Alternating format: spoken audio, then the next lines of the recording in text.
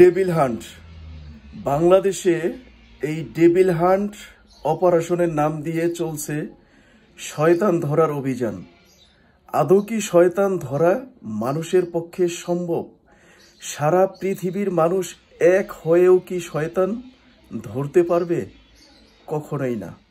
আসলে এখানে শয়তান বলতে যারা এই ডেভিল হান্ট নামটি দিয়েছে তারা এই শয়তান বলতে বুঝিয়েছেন যে মানুষের ভিতরে যারা শয়তানের চরিত্র নিয়ে দুনিয়াতে অপকর্ম করতেছে, সমাজ এবং দেশ এবং মানুষের ধ্বংসের জন্য কাজ করে যাচ্ছে, তাদেরকে বোঝানো হয়েছে।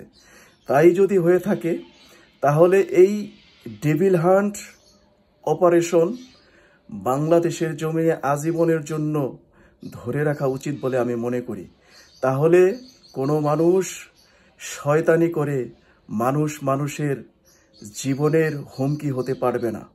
মানুষ শয়তানি করে মানুষের থেকে গলায় পাড়া দিয়ে ঘুষ আদায় করতে পারবে না।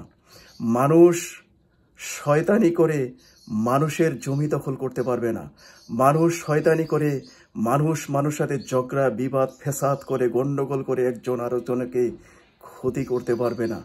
মানুষ শয়তানি করে সমাজ এবং দেশের ধ্বংস করতে পারবে না। দুর্নীতি করে দেশকে ধ্বংসের দিকে ঠেলে নিয়ে যেতে পারবে না।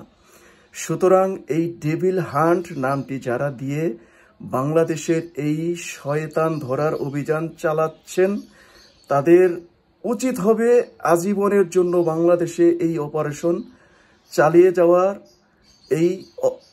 যাওয়ার মানে এই কাজটা অব্যাহত রাখা। কারণ তাহলে মানুষ এই শয়তানি চরিত্র নিয়ে দেশ সমাজ তথা মানুষের ধ্বংস করতে পারবে না বলে আমরা সাধারণ মানুষ মনে করি।